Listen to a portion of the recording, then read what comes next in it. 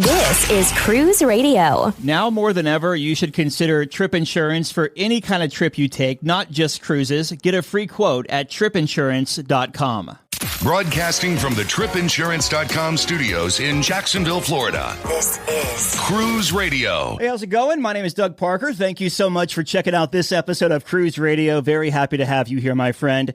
A review of Princess Cruises' Royal Princess this week. It was a 15-night cruise from the West Coast over to Hawaii and back to the West Coast again. It was also a Christmas and New Year's cruise, so going to hear all about that here in just a little bit. But first, staff writer Richard Sims on deck with Cruise News. Hey, Richard. Hey, Doug. A sad story off of Valiant Lady from Virgin Voyages. Yeah, earlier this week, a passenger on Valiant Lady fell from her balcony down to deck 7, which is a promenade deck. There's not a lot of information as to exactly how this happened. There's a lot of speculation, but, we really don't get into that kind of stuff here. She received medical attention, but was unable to be revived. The ship had only just left Miami, like a couple hours earlier, so they basically turned around and went right back to port. The Valiant Lady has now resumed its 6-day Western Caribbean itinerary, which had to be adjusted a little bit because they missed the first call of Roatan. By the time that they had to make adjustments to make up for the fact that they had to go back to Miami, take the time to deal with the situation there, and then move forward. The sailing is still scheduled to visit Costa Maya, Mexico, and Bimini. It's been reported that guests on board are being given a 100% future cruise credit to make up for the missed port, as well as the fact that, this is a very traumatic thing that they experienced. Even if you don't see it yourself, it's just kind of a disturbing thing to know that this went on your cruise. We don't, however, have confirmation of that as we record this, but it does, from everything we know about Virgin Voyages, seem like something that they would be very likely to do. And it looks like a Gulf Coast cruise port is off to a great start for 23. Galveston is doing gangbusters. We've heard more and more and more out of Galveston over the last few months. It used to be that there was like one ship that sailed there 3 months out of the year, but now they're definitely heading for a record again. They have had 71 cruise sailings in February, which is up over 20% from last year. They recorded 521,503 what they call passenger movements, which means either embarkations or disembarkations in February. They're estimating that they're going to see 355 cruise ships in the port this year, which will be a new record. Now, granted, it's not like they're breaking a record from 15 years ago. This record is from last year, which was they passed 1 million cruise passengers last year. So it looks like they're going for even more this year, which, as they're welcoming more ships and bigger ships, should, it's safe to assume that not only will they break the record this year, but as new ships will be arriving, they will probably be on track to do the same or better next year, I would think. Yeah, it seems a lot is happening out there with, they're going to have Carnival Jubilee later on this year in December, I believe. And then also MSC Cruises is doing a sustainability study to try to build a big complex out there to put some MSC ships in the Gulf Coast. And when you look at just say Jubilee, even just looking at that coming through once a week, say, look at how many people that adds over the course of a year. So yeah, they're definitely firing on all cylinders out there. This is a first for the cruise industry, an all-you-can-cruise pass. A sort of all-you-can-cruise pass. So this is from the folks at Margaritaville at Sea, and they're offering a pass that costs $899 a year and kind of gives you unlimited cruising for the rest of the calendar year. It expires on December 31st. There are some catches. So it is $899 a year, like I said. You do also, so the way it works is you have to call within 24 to 72 hours of when you want to sail. If they have a stateroom available, which is that's one of the catches here. If they have a stateroom available, they will give it to you. You will not be assigned your actual stateroom until you arrive at the port, but it will be an inside or an ocean view. It does not include suites. Once you get there, you have to pay the booking fee, which is $19.99 per cabin. And then you also are responsible for, of course, the taxes, fees, and port excursions, which they estimate coming in at $94.40 per person.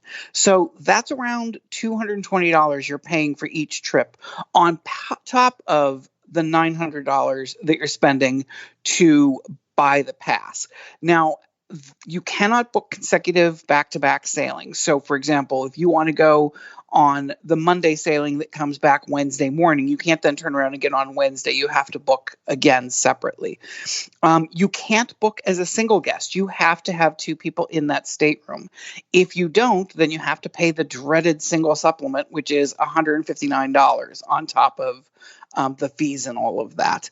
So, it really depends. If you live in that area and you're going to sail fairly often, say 2 or 3 times a month, and it's worth the, $220 or whatever per sailing to do it, that's not a bad idea. I think the problem will become sort of with people who do what I did a few years ago with Walt Disney World. I bought this annual pass, which is basically what this is. It's an annual pass.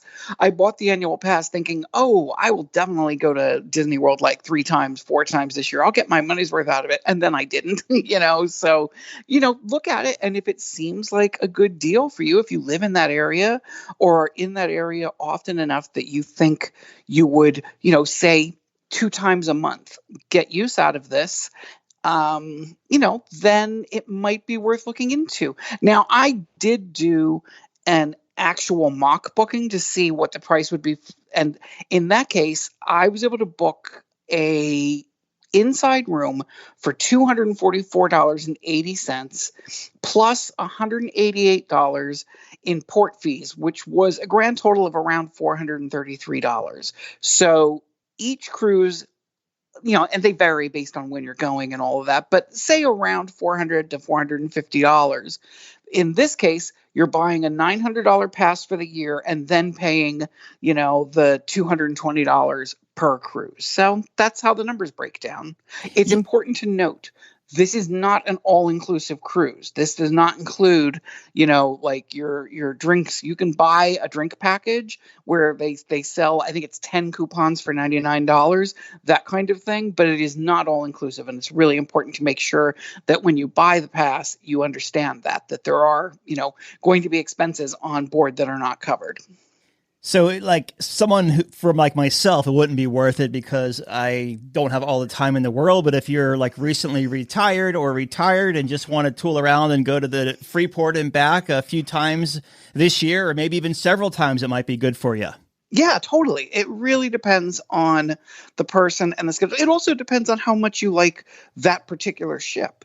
Some people love that ship. Other people have not really liked it and thought that they kind of cheaped out on the makeover into a Margaritaville type thing. So it really is also going to depend on how much you like the vibe of that crowd that attracts. But if all of that is sort of in your wheelhouse, or say you have friends who come to visit a lot. Well, let's say one friend, because you really only can put one. Well, actually, that's not true. I was going to say you can only put one other person in the room. You can put 2 other people in the room, up to 4 guests. It's just then you have to pay, added fees and things like that. But if you have friends who come to visit fairly regularly and you're like, you know what, when my friends come to visit, this is something we'd like to do, it would also work there because you don't have to always take the same person or people. You do have to always have 2 people in the room, but you don't necessarily have to always take the same person. There you go.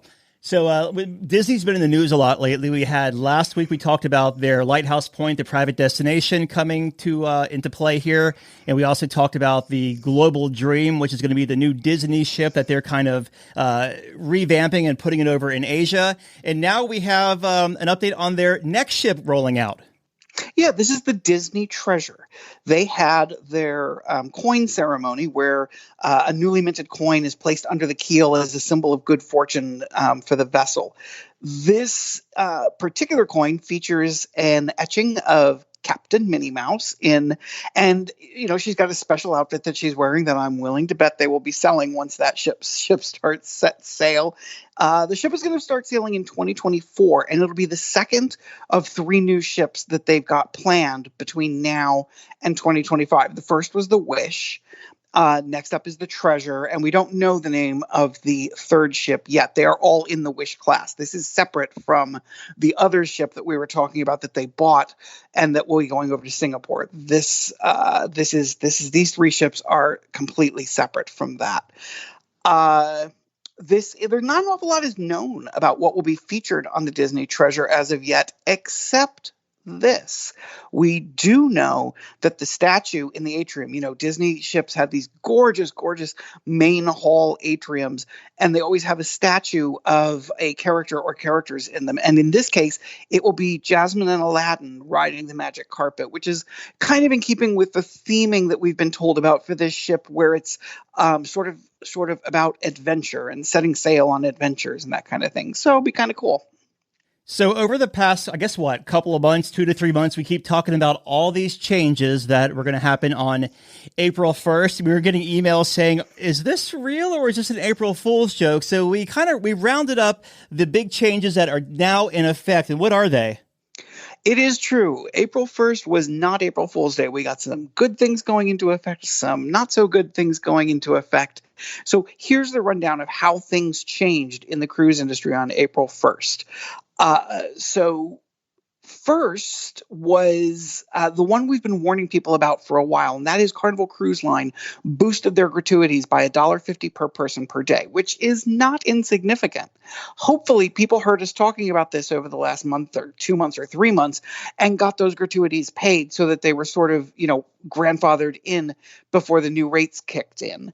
On the plus side, April 1st also saw Carnival bringing back the very popular Behind the Fun tour.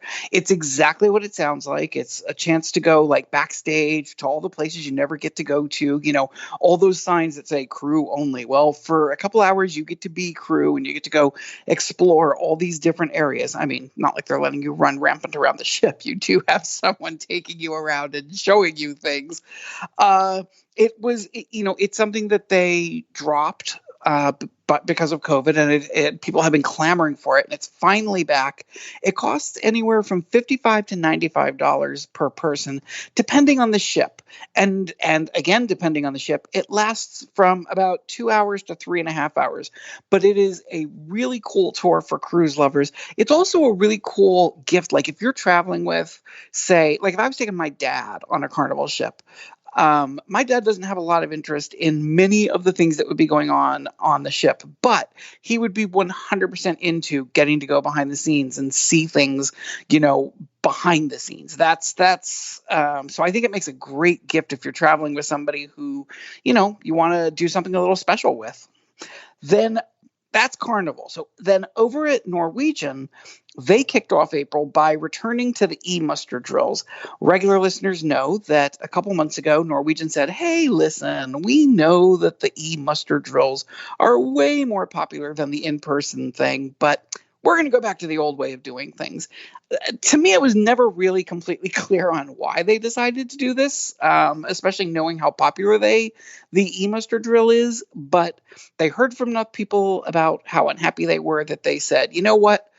We're going to go back. So they started on April 1st, rolling it out across the fleet. It didn't necessarily go into effect on all ships on April 1st, but as of April 1st, they have been slowly but surely returning to the much more popular, much easier e-muster drill. Another change is, this one kind of surprises me that this wasn't in effect before. So Royal Caribbean and her sister line Celebrity have added a new layer of credit card protection. When you book something with them, you have to provide that little 3-digit CVC number from the back of your card. It's the one that whenever you're trying to order something over the phone, they ask for it and you have to flip it over and squint and try and find the little number. Like I said, I'm kind of surprised they didn't do this before, because most places that take credit card payments, if you are doing it over the phone or online, they do ask for that number. But this basically came about because, in part, Royal Caribbean was embroiled in a little bit of kind of a big case where a passenger used 8 different stolen credit cards in order to book not just a cruise, but $100,000 worth of stuff associated with the cruise. So needless to say, I think they kind of looked at that and said, is there a way that we can make this a little bit safer? I still don't understand how she used 8 different cards and nobody caught on, and I don't necessarily understand how having the CVC number would make a difference, because you have to assume she probably had those cards at some point and could have flipped them over and gotten the CVC number. But anyway, that is now the case. When you book with Royal, you will need to make sure that you have your credit card in hand so that you can flip it over and get that little CVC number. The last 2 big changes that went into effect on April 1st both involve COVID protocols. Luxury cruise line Ponant, and am I pronouncing that right, Doug? Is it Ponant? It's a Ponant. Ponant. Okay. See, I need them all to have really simple names like Virgin Voyages. So Ponant dropped their vaccine requirement as of April 1st, and the Turks and Caicos Islands, which are obviously incredibly popular among cruises, especially Grand Turk, they are welcoming unvaccinated guests for the first time since the world went to hell in a handbag. So this is basically one of the last holdouts of those islands to say, before you could go and ships could go there, but if you were unvaccinated and allowed to sail on the ship, you weren't allowed to get off the ship in the Turks and Caicos. Now, as of now, you officially will be able to. So that's, good news. I mean, there's a little bit of bad news sprinkled in there, but most of it was all good news that kicked off as of the beginning of the month. And 2 things to add here, just for context, with the credit card payment and how she had different cards from different people. I know, when I was in college and we were doing group cruises with friends during spring break, we could all call Carnival and give our own, we're all in the same room, but we could give our own credit card for our balance. Right. So, I didn't think about that. That does make sense. Yeah. And then also the SkyPad, which Royal Caribbean a couple of weeks ago said they were getting rid of. I know we talked about it and about the lawsuit they had back in 2019, but we're starting to see, at least on Odyssey of the Seas, they've turned it into a ladder ball and a pickleball, not pickleball, but a cornhole area. And then, of course, Mariner of the Seas will be back here in Florida later on today. And I'm sure Royal is going to announce their new thing on that when it gets back into port too. So kind of a kiddie play area for now, but we'll see what they actually decide to do with that space. Well, the kiddie play areas are very popular, and certainly Royal Caribbean, dealing with as many families as they do, they really are making a big push into the family entertainment area. I mean, you look at Icon, and that entire new neighborhood is basically devoted to a space that families can spend together, whether they're little kids or grandma. So that is definitely in their wheelhouse. Staff writer Richard Sims, as always, thanks, my friend. Talk to you soon. As always, glad to be here. Do you have a story or a tip to report? Let us know. Email tips@cruiseradio.net. A big question we get at Cruise Radio is, how do I know if I need trip insurance? Simple answer. If you're getting on a plane, taking a road trip, or getting on a cruise ship, you need to have travel insurance. Hey, it's Doug Parker from my friends at tripinsurance.com. Not only does tripinsurance.com protect your vacation investment, but it also gives you peace of mind in case anything were to go wrong on your trip. How do they do it? They offer 3 different types of trip insurance policies. Good, better, and best. One policy for every vacation budget. But it doesn't just stop there. They're up to 40% lower when you shop around on other comparison sites. Plus, tripinsurance.com offers 24-hour customer support before, during, and after your trip, online claims assistance, and travel alerts to let you know what's going on at your destination. But find out for yourself. Check out tripinsurance.com.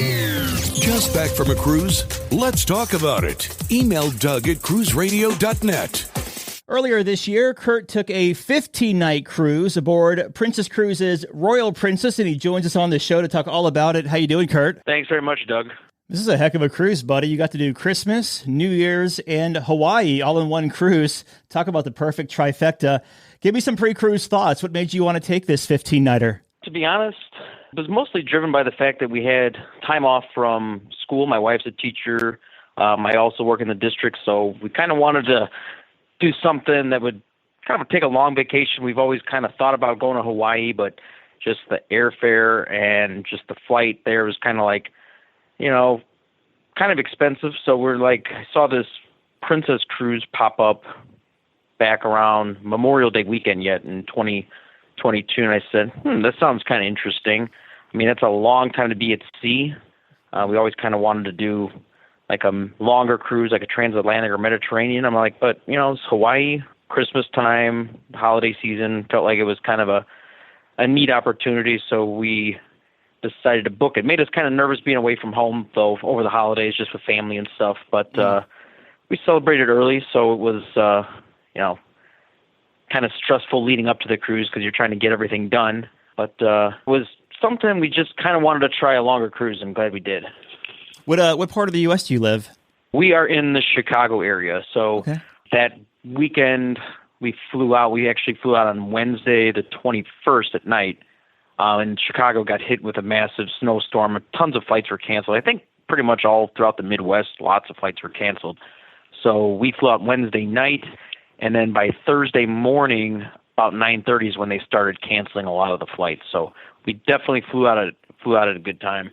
Yeah, and fun fact, I missed Christmas in Chicago this year because of that. 3 times got canceled in a row, finally gave up. Yeah, lots of folks I think had, you know, plans to do families and other cruises and stuff, and I heard a lot of people's plans were disrupted, which was things when Mother Nature kind of takes over like that. Yeah, for sure. So you made your way from Chicago over to San Francisco to catch the ship. Any pre-cruise time or anything like going over to Alcatraz or anything before the sailing? We wanted to.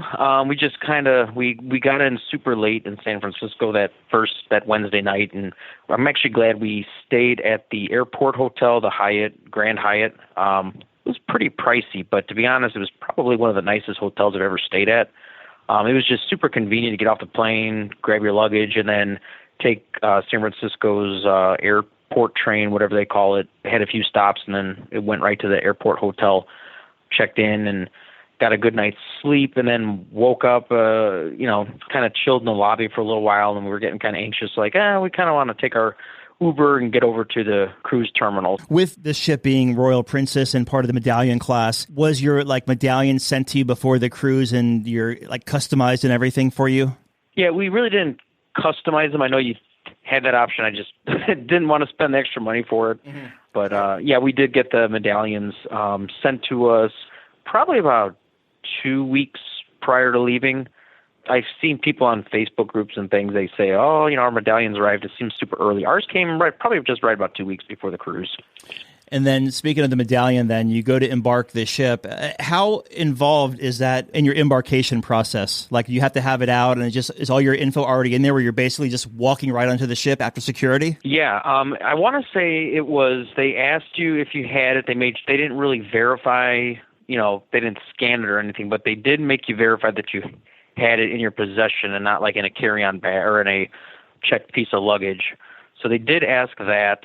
And then I want to say at the initial part, like in the health screening area, part of the cruise terminal, they made you tap it. And then I think we tapped it once we got on board.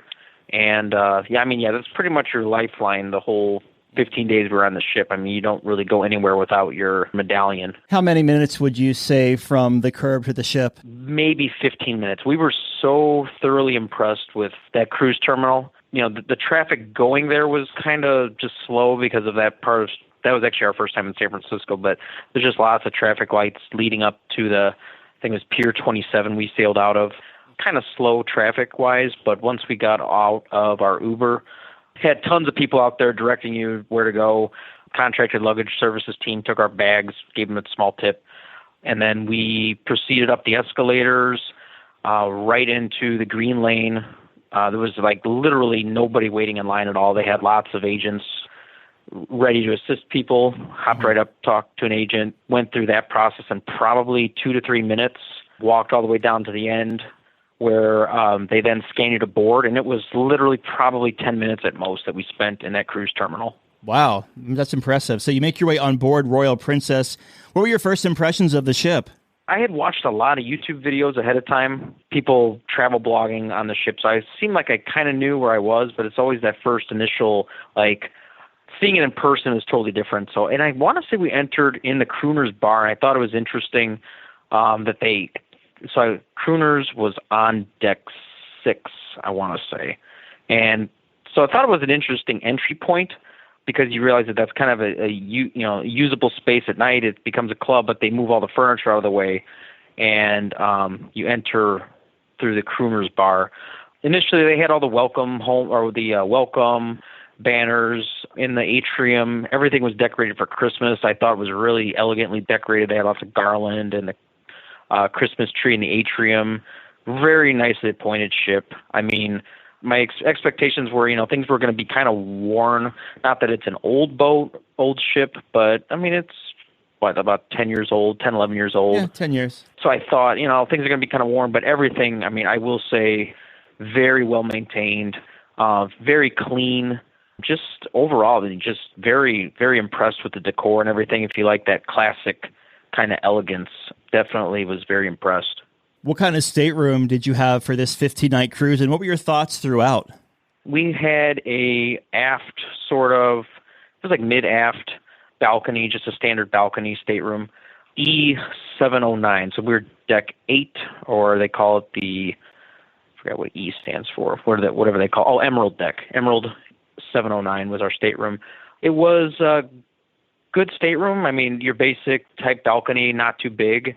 I will say they have a decent amount of storage. The closet space was, for a 15-night cruise, even any cruise, we like to just, when we get on the boat, we like to empty our suitcases out and kind of stuff all of our clothes in the drawers and hang everything up just to make it seem like we're living there. I mean, we were going to be there for 15 days. That way you're not living out of your suitcase. So empty out all the suitcases, throw them under the bed, and just kind of make yourself more at home. The only thing I wouldn't say complain. The only thing I wasn't overly fond of was the balcony, because on deck 8 you overlook the promenade deck. So when you look over your balcony, you don't really see you can see the water if you look out, but immediately below you have the promenade deck. So if you want to have, the ability to kind of look over and see the water, probably go up a little bit higher, like deck 9 or 10. That way you don't have that obstruction of the promenade. And it was not booked as an obstructed view balcony.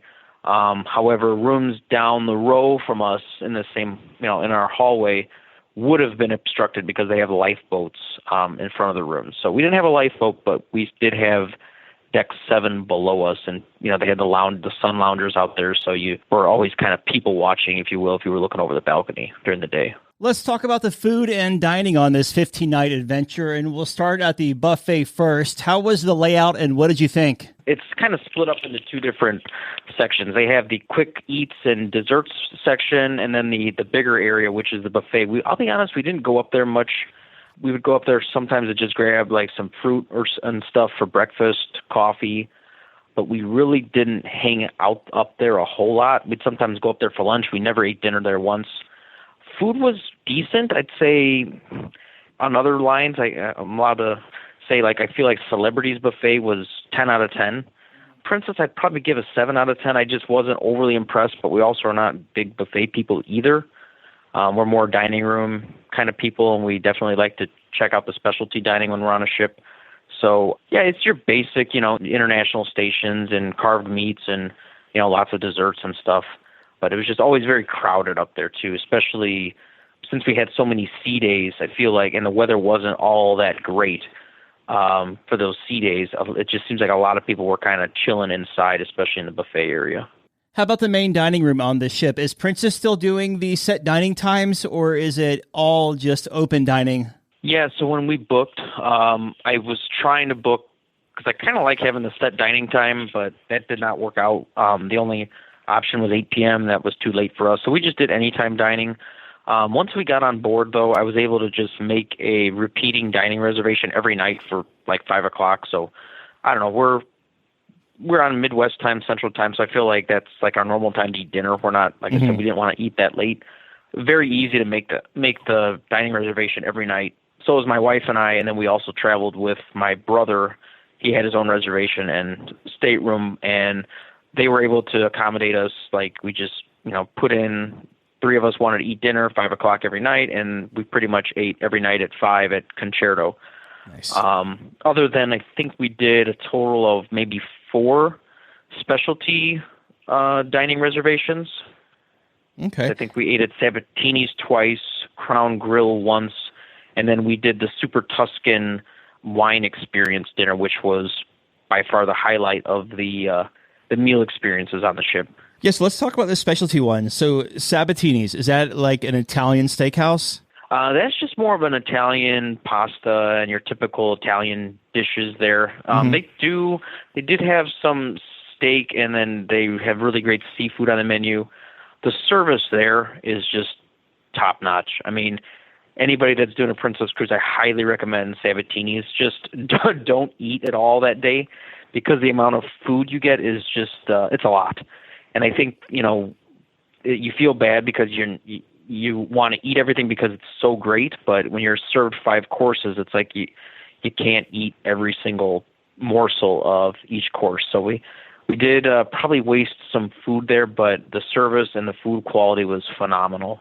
Very not slow paced in a bad way, but it's just very paced. They're very attentive to, the stages you're at in your as you're eating, and everything's brought out with a really nice presentation. The service we got there is kind of what should be in the main dining rooms as well, or at least close to it.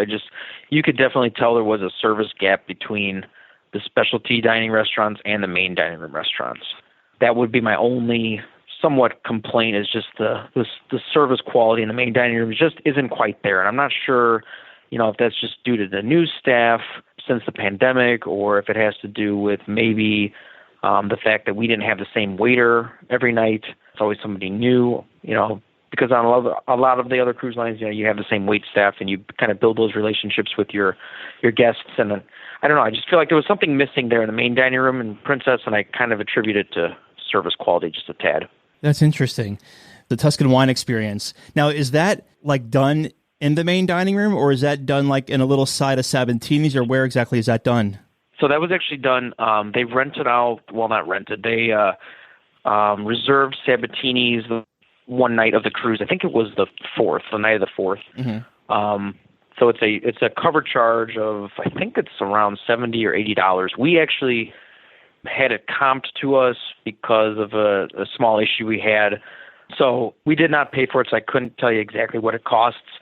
But it was like a several course meal. I think it was like a 5-course meal, and each course of the meal was paired with a different wine. And they talked about the wine. They had, they used a microphone throughout the whole dining experience, and they talked about where the wine came from, why it pairs well with each entree. And I mean, some of these wines, I took pictures of all the wines, and I, was looking them up online, and some of them, I mean, these were high quality wines. Some of them are $300-$400 a bottle. That you got to, now you didn't get a huge pour of the wine, but enough to, to complement the meal and kind of get that full experience. And they did a really nice job. Like you would have you taste something and then say, okay, now taste it with this Cabernet, and it would just totally enhance the flavor of what you were eating. Really cool. Yeah, that sounds awesome. Now, what about the complimentary venues like the International Cafe or Alfredo's or Pizza by the Pool, anything like that? We did the Pizza by the Pool several times. I just feel like that was kind of one of those. I mean, my wife and I, we were both on a few of the days we had at sea. The day before Hawaii and then the 3 days after Hawaii, we actually had some really nice sea days. So we sat outside a lot more, which was nice because the 3 days leaving San Francisco were pretty foggy, drizzly, and misty outside. So it was nice to be able to, we were in Hawaii, but we were off the ship so much that we almost were like, we'd be on the islands throughout the day and just be like, wow, it's kind of forgot what the ship looked like because you're really just there to sleep at that point.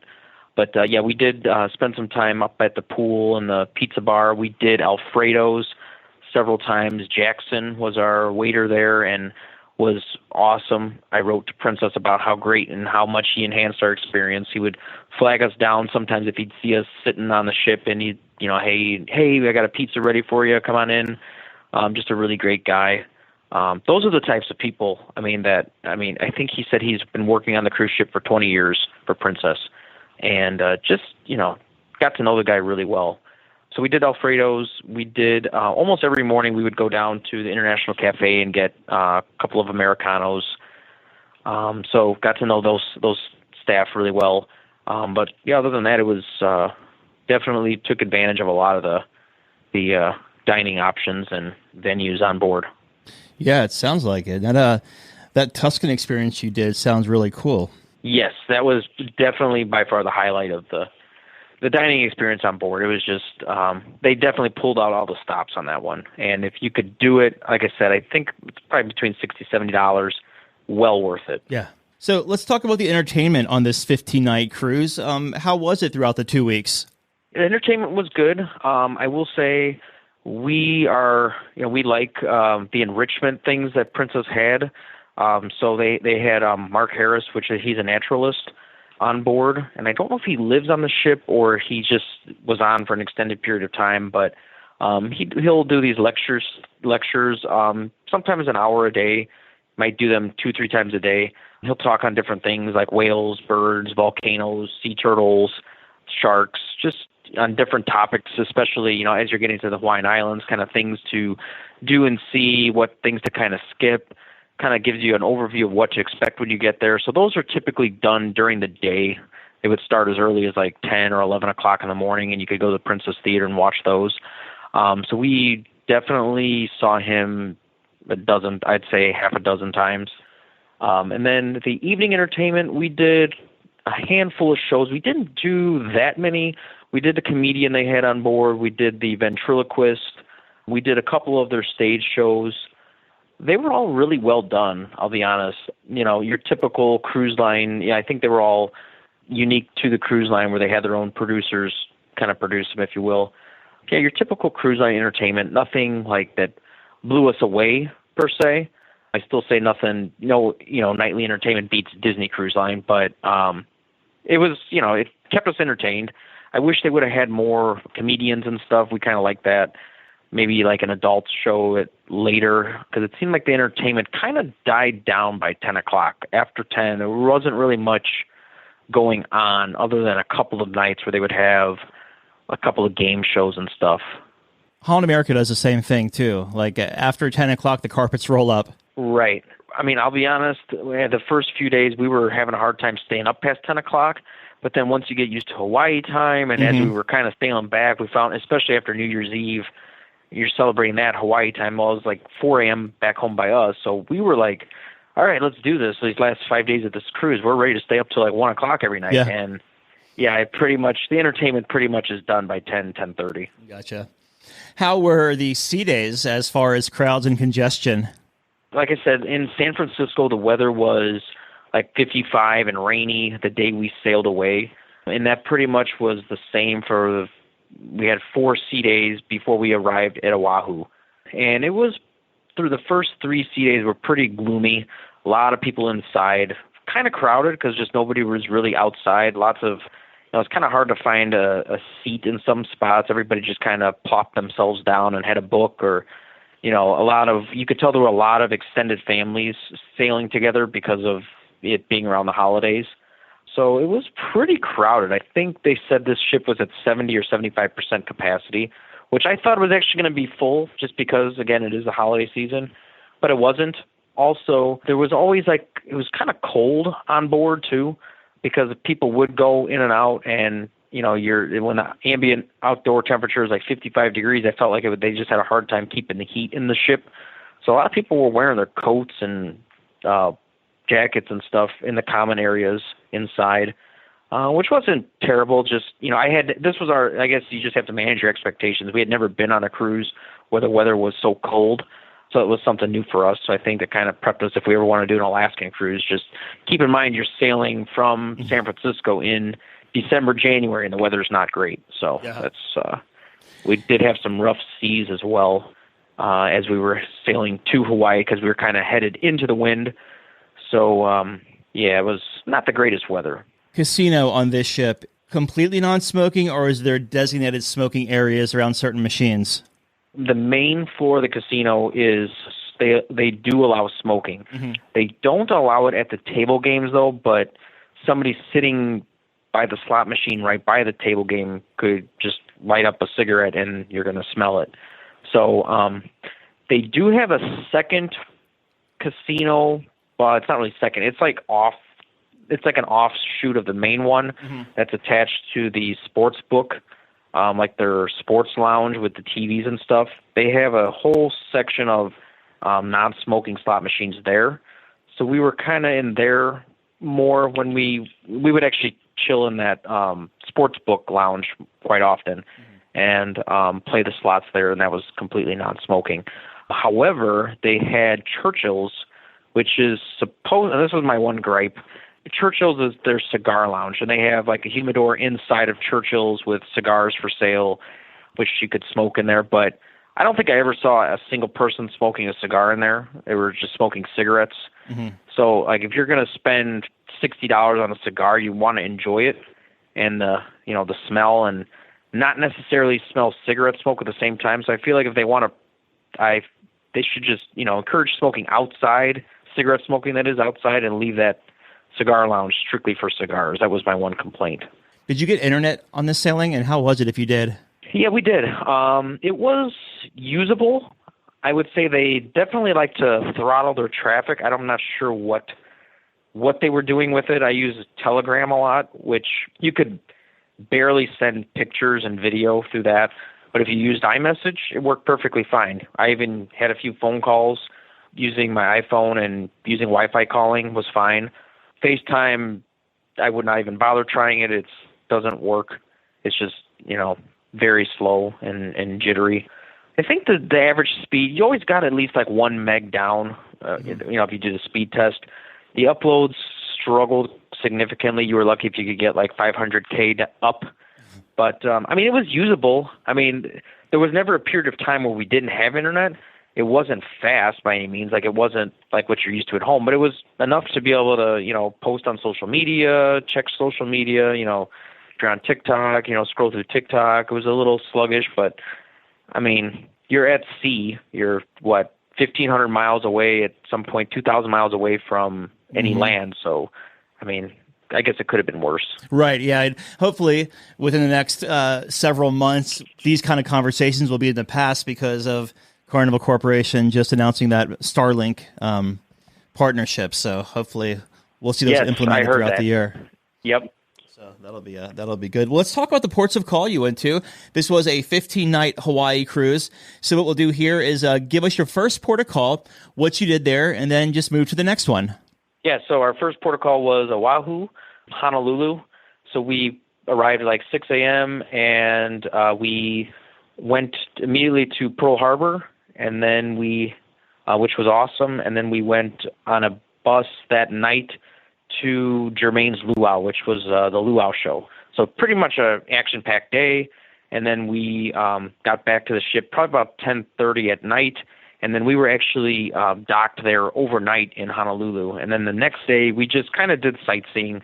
We had we didn't book any excursions with the cruise line, so everything was just kind of on our own for Oahu. We did a trolley tour. We went up to Diamond Head, which, by the way, you have to have reservations for.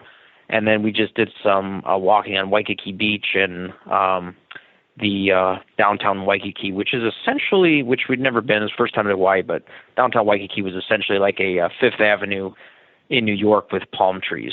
So it's interesting. Nice. And then your next port of call? Then we went to Maui. Lahaina was amazing. We did the whale watching sponsored by the cruise line. So we were actually able to get off the ship right away because it's a tender port. They don't actually dock there. So there's a kind of a long line and a crowded, somewhat of a process getting off the ship because they only allow one tender boat into the harbor at once because of the reef that's there. So it was nice that we had a shore excursion booked that allowed us to get off the ship first. Whale watching was awesome, and then we kind of just chilled in the town there and walked around quite a bit, stopped at a restaurant, had a couple drinks, and then we came back on the ship about 5 o'clock in the evening. So that was Maui, Lahaina. And then the last day we were at Kona. And that one we actually had 2 shore excursions with the cruise line. We did, it was like a city drive, painted church, and place of refuge. Both really scenic places. The place of refuge was awesome. I mean, the views, the black sand, the volcanic rock was just incredible. Highly recommend that one if you're going to be in Kona.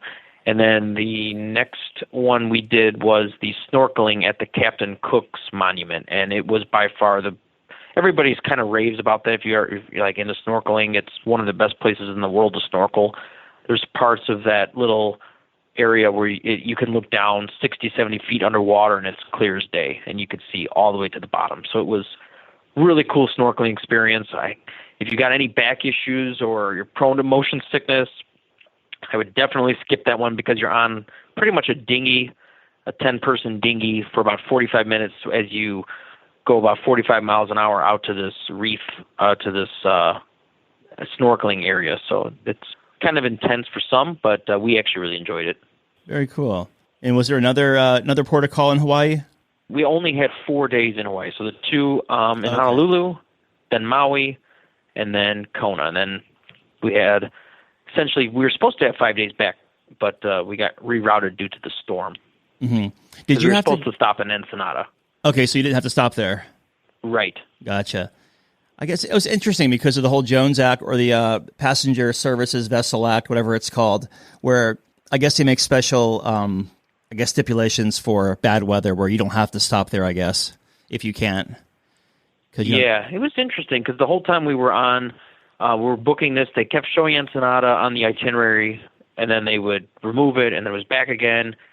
And then it was all of a sudden from like 4 to 8 p.m., so we were supposed to be there only 4 hours.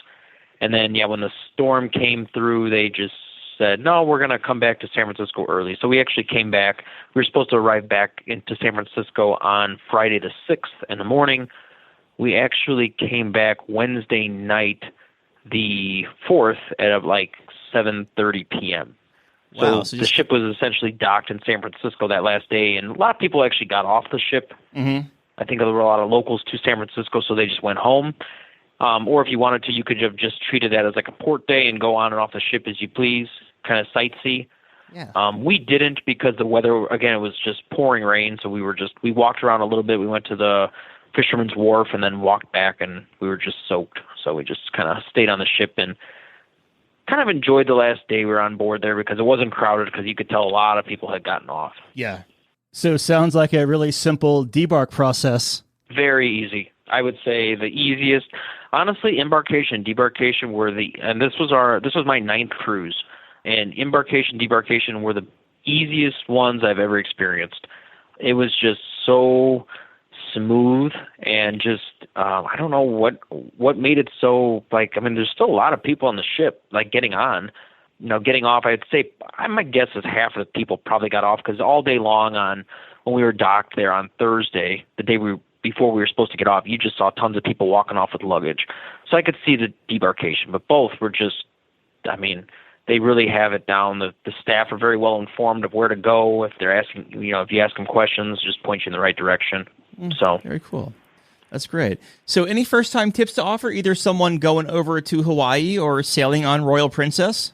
Yeah, sailing on Royal Princess, if you like that kind of classic elegance, definitely, I would definitely recommend it.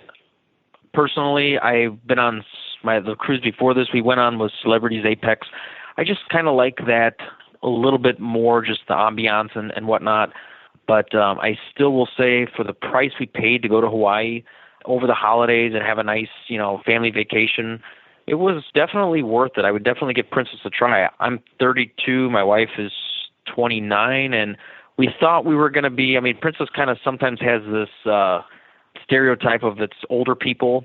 There definitely was older people, but there were a lot of families on there as well. So I wouldn't, if that kind of is one thing that deters you from, kind of considering Princess, I don't know if it's just the time we went, but there were lots of kids. There were over 400 and some kids on board, which is very rare for Princess from what I hear. Lots of families. I like the fact that they actually, they try to really educate you about the ports you're going to. I thought that the guy that they had on that did the enrichment talks was very knowledgeable. Really enjoyed listening to him. And just the overall, the upkeep of the ship was very impressed for it being somewhat of an older ship. Looking back, what was the biggest highlight of this cruise for y'all? Probably being in Maui. Mm-hmm. We said, I don't think we would do another 15-day cruise. It was just a lot of sea days, to be honest. I mean, 4 there, 5 going back, so you're 9 sea days to only be in Hawaii for 4 days. I don't know if we would ever do another cruise like this on the Pacific Ocean during the wintertime because of just the weather. We've always done like Caribbean cruises and even some like West Coast cruises in the summertime. So you're just, the weather thing was kind of a shock to us. So just be, if you're going to book something like that, just make sure you know what the weather's going to be like, because we didn't have it. I don't think we had enough warm clothes either. We were just expecting, oh yeah, we're going to Hawaii, so let's just bring shorts and t-shirts. So that was kind of the one downside, just was the weather. I really liked the itinerary. I might just go back to Maui and stay there for a week next time. Nice. And your final thoughts of Royal Princess? Final thoughts of Royal Princess. The staff, very nice. Some very dedicated crew members on board. I mean, some of the ones I talked to, they might not have been on the Royal Princess, but the crew is very dedicated. Sometimes they seem like they're overworked and, they're shorthanded, which they are. But, a lot of them, if you get to talk to them, I mean, they're just very nice and caring people. And, a lot of them just learn me by name, would yell out at me when I'm walking down in common area or something, or at night if we're walking back from a show. So just overall, just really nice staff and good food, good drinks, good live entertainment. Just overall, I mean, I would definitely do another Princess cruise again. We're looking at possibly doing an Alaskan cruise with Princess this summer. So I had it marked here to ask you about these two things, Kurt, and I totally forgot and overlooked it. So you were on over Christmas and on New Year's Eve going into New Year's. Any special festivities during those times? The New Year's Eve celebration was awesome. I mean, I bet everybody on the entire ship in the atrium, so it was very crowded. I mean, but it was just a blast. They had DJ Ada was their DJ on board, playing songs and getting everybody dancing. There was so many people dancing. What I thought was really impressive was the crew interaction. You had all the officers. They actually brought, like the captain brought his family on board, which I didn't realize until New Year's Eve, his kids. And then we were just standing by them talking to them. And it was just, they really put on a good show. And I think in all this, I forgot to mention the cruise director, Karine, best cruise director I've ever experienced on any cruise line, any cruise ship. Just super engaging, super friendly, not that like tacky type cruise director, on some other cruise lines, not going to name names, but just overall, you could just tell she really enjoys what she's doing. Just a great entertainment staff. And, but yeah, the New Year's Eve celebration was awesome. I mean, they had everybody dancing. People that you could tell probably didn't want to, but they were encouraging them to get on the dance floor. Not really the dance floor, but the center of the atrium. And, we were up till probably 1:00. They did like a ball drop in the atrium. Christmas Eve, they did a storybook type thing that they read, and they had Santa on board on Christmas Day, which I thought was really nice. So all the kids could line up and take pictures with Santa in the atrium and the sleigh that they had there. So, definitely they had a lot of holiday activities for, to kind of substitute for people being away from home for Christmas. So, and also I think they had Hanukkah nights as well. They had like a menorah set up in the atrium. So I like that as well. Definitely catered to the holidays for people. That was really nice to see. Was there a big spread for the Christmas dinner? Yeah, that was the one thing we appreciated too. I mean, I'm a surf and turf type person, I think. Correct me if I'll have to look back, but I think they had 5 surf and turf nights. They had it the first formal night, and then Christmas Eve, Christmas Day, New Year's Eve, New Year's Day, I believe, and then the last night of the cruise, they also had surf and turf. So I think there was 6. Wow.